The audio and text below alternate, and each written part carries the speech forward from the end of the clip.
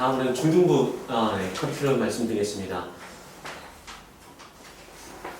네, 우선 독해부터 말씀을 드릴 텐데요. 저희 독해는 수능 문제와 토플 문제가 교재 지문으로 구성되어 있는 그런 교재를 사용하고 있습니다.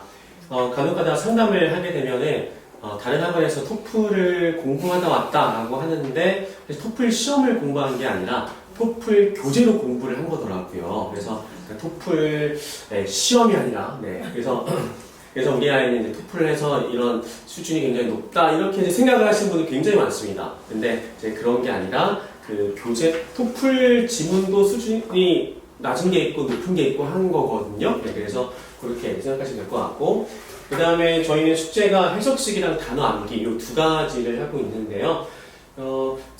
최상위 반에서는 이 해석 쓰는 숙제를 조금 줄일 수는 있지만 그 외에 모든 반에서 다 해석 쓰기를 전부 다 하고 있습니다.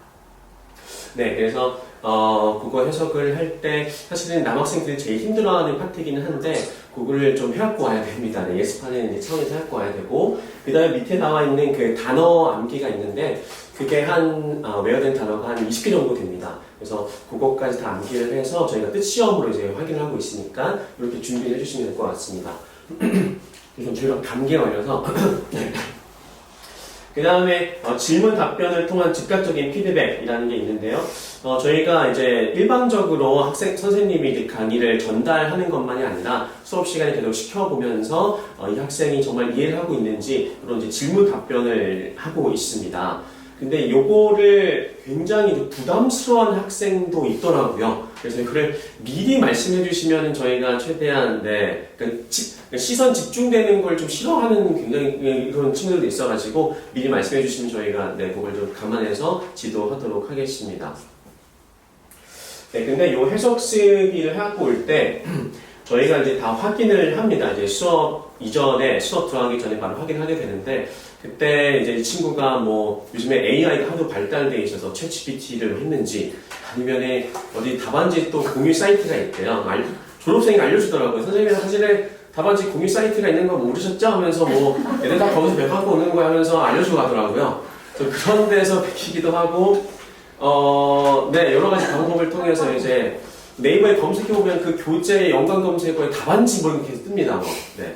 그래서 아마 답안지 구하기가 쉬운 세상인데, 그래서 보면은 저희가 알 수 있거든요. 이 학생이 사용할 만한 이런 어휘를 알 만한 단계가 아닌데, 이런 문제도 있고, 너무 정갈하게 쓰기도 하고, 네. 근데 이런 것들은 다, 그 숙제 검사 시간에도 걸러지긴 하지만, 먼슬리 테스트에서도 걸러지긴 합니다. 네, 그때, 답안지를 보면은, 다 알 수 있습니다.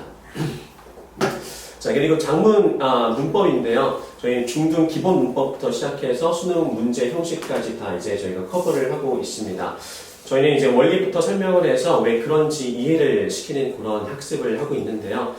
예를 들어서 투부정사를 목적으로 취하는 동사, 아니면 동명사를 목적으로 취하는 동사, 이런 게 있었을 때, 그걸 그냥 단순히 외워, 투부정사 취하는 거 외워. 이게 단순하게 지도하는 게 아니라 왜 투부정사를 목적으로 취해야 되는지, 왜 동명사는 과거 느낌을 갖고 있어서 이거는 이런 동사랑 어울려야 되는 건지, 이런 거를 역사부터 시작을 해서 원리를 잘 가르치거든요. 그래서 잘 이해를 할 수 있게끔 제가 보통 이제 문법 수업을 들어갑니다. 그래서 그거를 잘 지도를 하고 있고요.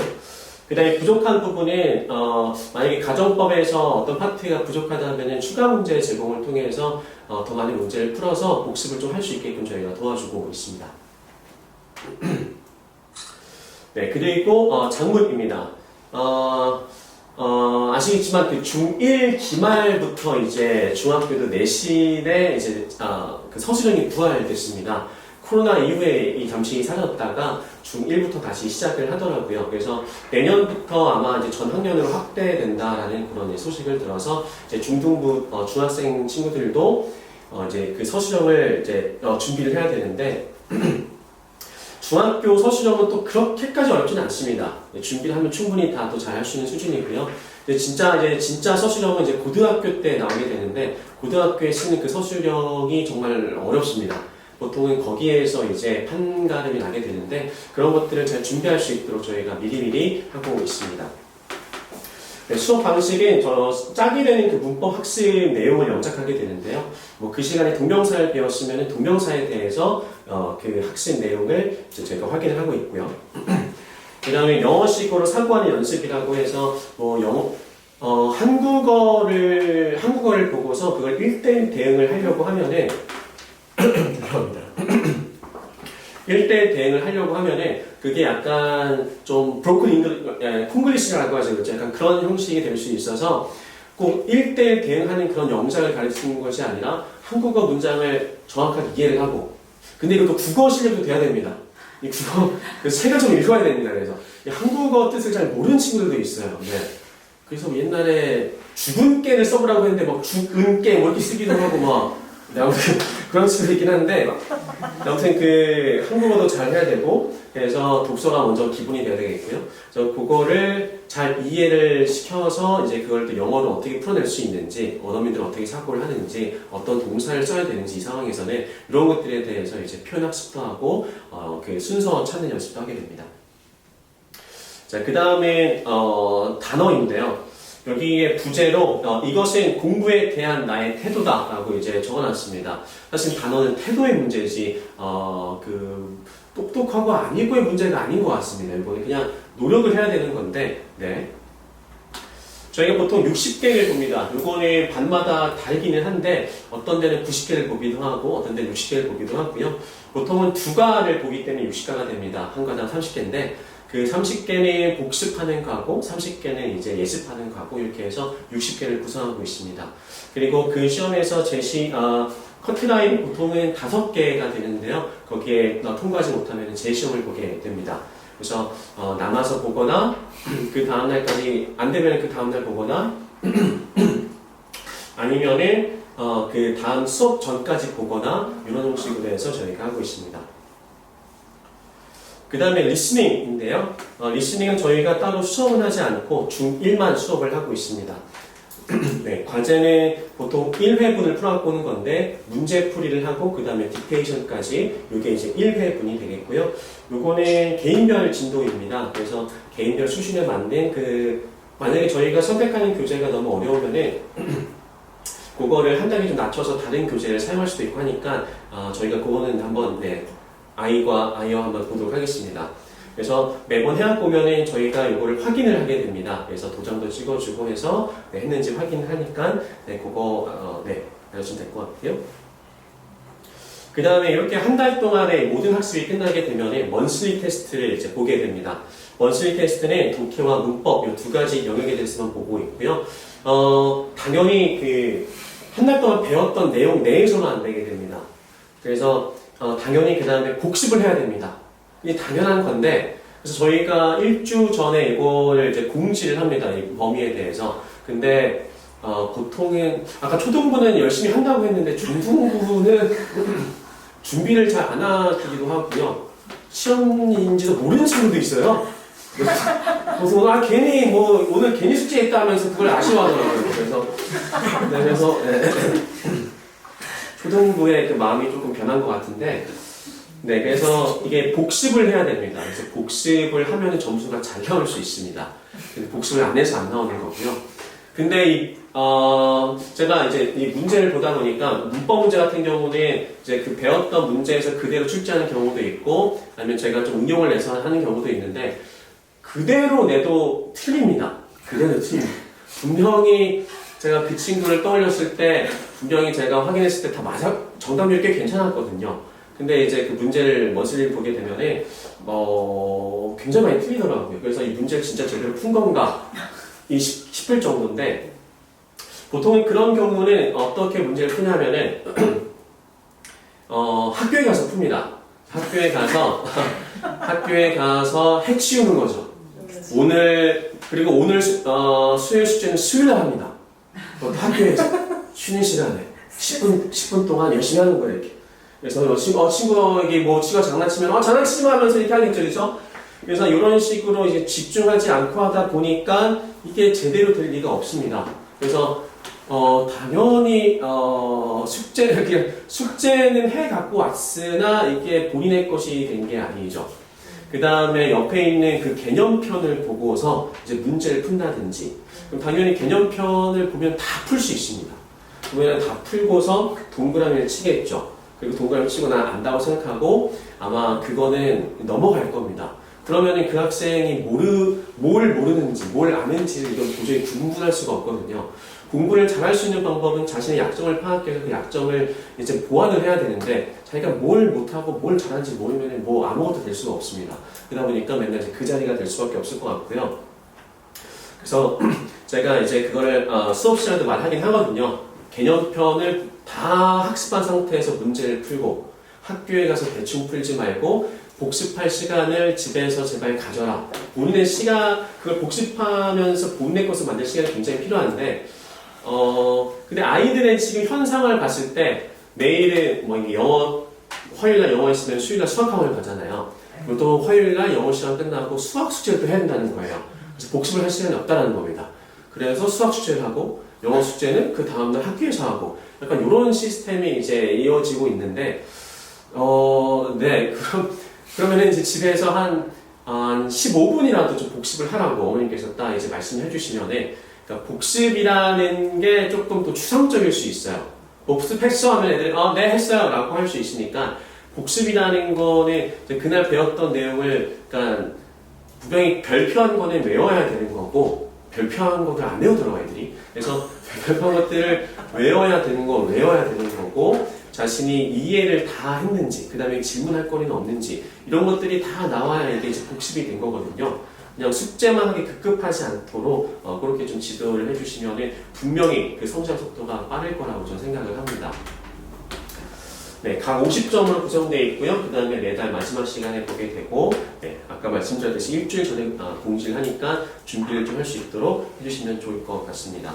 그래서 이 먼슬리를 통해서도 사실은 너무나 압도적이면 저희가 그 반 이동을 레벨 테스트 이전에 좀 앞당길 수도 있습니다. 그래서 먼슬리 테스트도 중요하니까 네, 이걸 한번 잘 신경을 써주시면 좋을 것 같아요. 선생님 질문 있는데, 네. 저 먼슬리는 네. 범위가 정해진 거죠? 네, 맞습니다. 네, 근데 아이가 공부할 때 범위가 없다라고 얘기를 하더라고요. 범위가 없다고요? 일주일 전에 항상 제가 하는데, 그리고 또 두 번째로 레벨 테스트를 하잖아요, 1년에 두 번. 네네네. 그것도 범위가 없다라고 얘기를 하더라고요. 그건 범위가 없습니다. 네, 레벨 테스트는 범위가 없습니다. 근데 레벨 테스트의 범위는 없지만, 그러니까 저희가 배웠던 교재에서 바로 갖다 쓰는 건 아니죠. 만약 이렇게 갖다 쓰게 되면은 어떤 반은 배웠고 어떤 반은 안 배웠으면 형평성의 문제가 있으니까, 그거는 저희가 배우지 않는 그런 교재 내에서 이제 하게 되겠고, 먼슬리는 배웠던 걸 확인하는 거니까 배웠던 것만 됩니다. 네. 그래서 공부를 안 한대요. 그래, 먼슬리 테스트요? 네, 먼슬리는 범위가 없대요. 네, 범위가 정확하게 있을 때 쪽수까지 다 알려주는데, 어승이한테 한번 다시 확인을 하도록 하겠습니다. 그 다음에 특별 프로그램은 저희가 이제 실전 모의고사를 보게 되는데, 이거는 이제 고등학생들이 보는 모의고사를 보게 됩니다. 보통은 저희가 스카이반에서 이제 시행을 하게 되고요.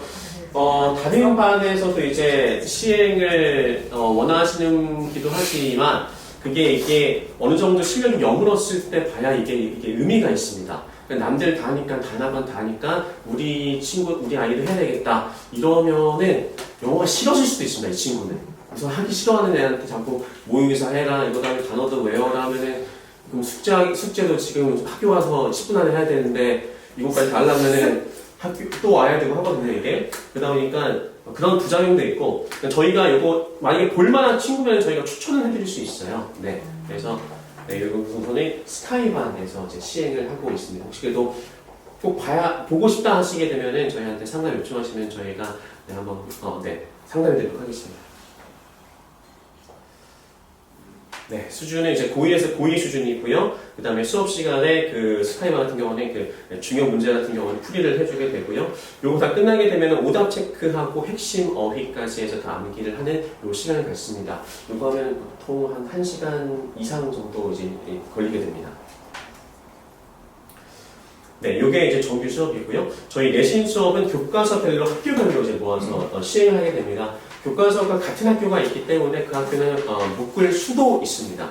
그리고 저희는 학교를 4개 학교로만 이제 구성을 했고요. 백신, 백마, 백석, 정반 이 4학교에 대해서만 저희가 내신을 하고 있습니다.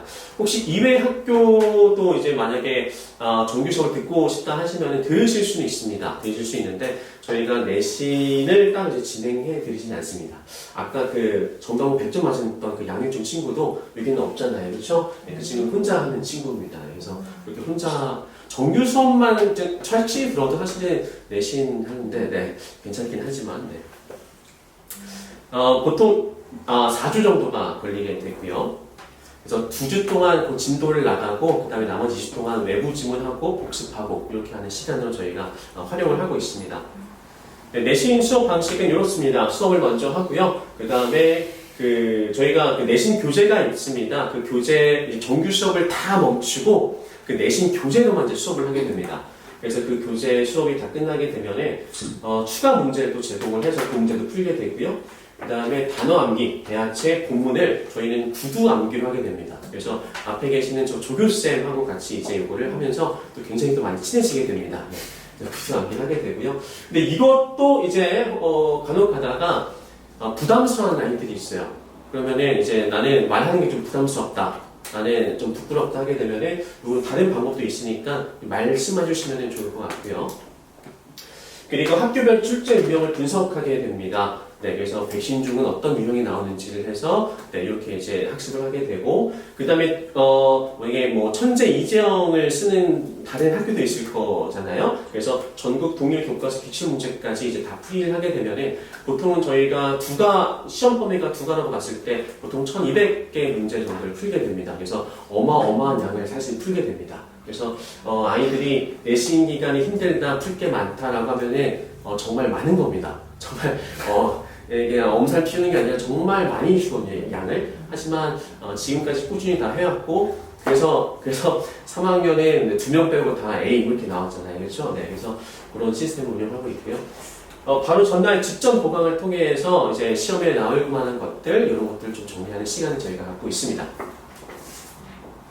학교 시험 일정에 따라서 내신 기간이 연장될 수도 있습니다. 어떤 학교는 이제 내과 보는 학교도 간혹가다가 있더라고요. 중간에 안 보고 그런 경우에 연장될 수도 있고 내신 기간 중에는 정규 수업과 다른 요일로 수업이 진행될 수도 있습니다. 월수금 친구가 화목으로 이동해야 되는 그런 일도 있긴 있는데요. 네, 그런 일이 발생하면은 미리 좀 상의를 좀 드리도록 하겠습니다. 그리고 학생이 뭔가 부족한 부분이 있으면 추가 등을 저희가 요청할 수도 있습니다. 그래서 주말에 와야 될 수도 있고 다른 요일에 와야 될 수 있으니 이것도 일정 조율을 통해서 저희가 잘 진행하도록 하겠습니다. 네, 그 다음에 시간표인데요. 초등부는 월금, 토, 화목, 토 이렇게 이제 구성되어 있습니다. 각 영역별로 선생님이 들어가게 되고요. 네, 주 3회반 2시간씩 하게 됩니다. 토요일 날에는 사실은 문학 원서 수업을 하게 되는데 토요일이 시간이 안 되시는 분은 수요일 날 하셔도 됩니다. 그래서 월금 토반이 있을 수도 있고 월수 금이 될 수도 있습니다. 그래서 요 시간대에 듣기랑 그 다음에 원서 수업까지 다 하게 될 거고요. 토요일 몇 시에요? 토요일에는 10시에서 12시 타이밍이 있고 12시에서 2시 이렇게 이제 2개의 타이밍이 있습니다. 네, 화목토도 똑같이 화목에는 요 수업을 하게 되고요. 수요일, 토요일 선택을 하셔서 하실 수가 있습니다. 간혹 가다가 이거를 이제 선택이라고 생각하시는 분도 계시는데 이 선택이 아니라 다 필수입니다. 다 들으셔야 되는 거고요. 그러니까 이거만 안 듣겠다, 이거는 안 됩니다. 네, 그리고 중등부입니다. 중등부는 월수금, 화목반 이렇게 구성되어 있습니다. 월수금은 주 3회 2시간씩 구성되어 있고 화목반은 주 2회로 2시간 30분씩 해서 마찬가지로 영역별로 선생님이 들어가시게 됩니다. 보통은 보시다시피 이 화목반의 시수가 조금 적고 시간이 좀 적어서 요 요일에는 좀 잘하는 반을 좀 구성하고 있습니다.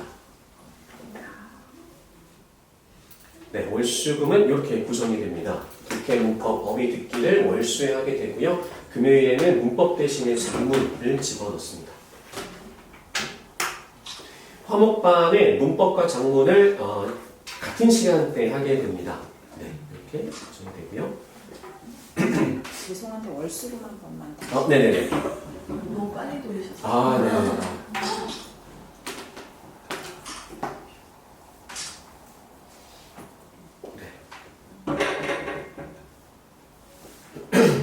선생님 지금 월수금 항목 이렇게 구성되잖아요. 네네. 근데 그 파트마다 선생님이 바뀌시나요? 아니면은 한 선생님이 그 파트를 다 끌고 가시는 건가요?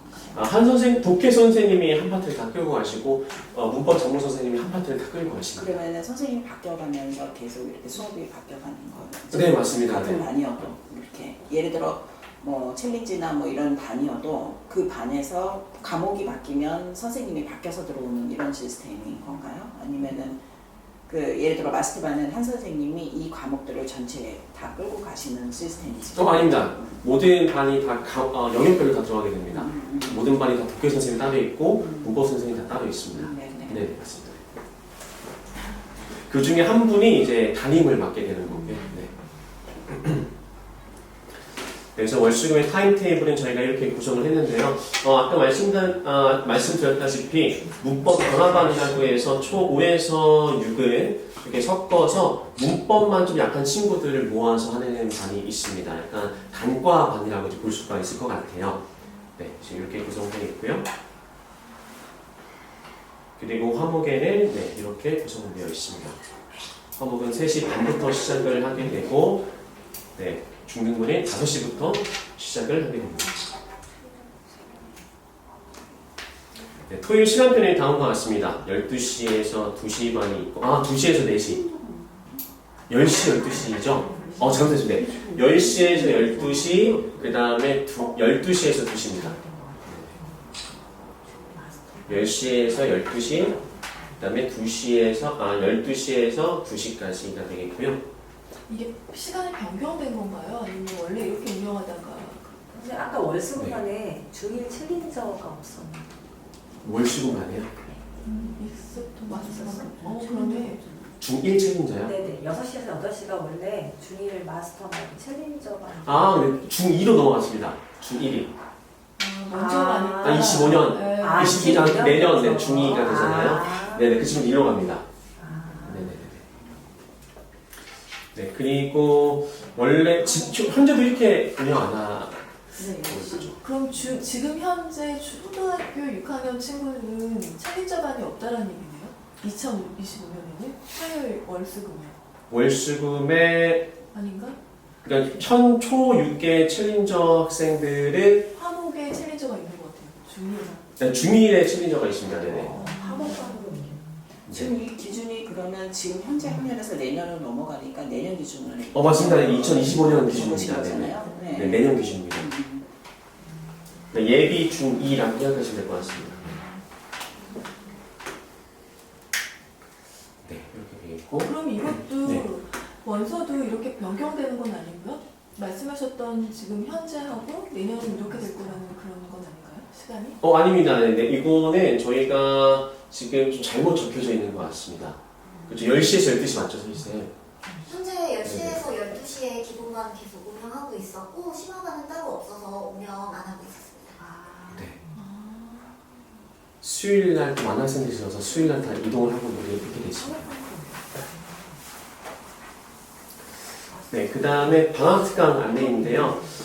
문법 특강을 예정을 하고 있습니다. 저희가 이제 그 여름방학 때 문법 특강을 했었었는데, 이제, 피드백을 좀 받아보니까 한 학생이 이런 말을 해줬어요. 이제야 뭘 해야 되는지 알겠다.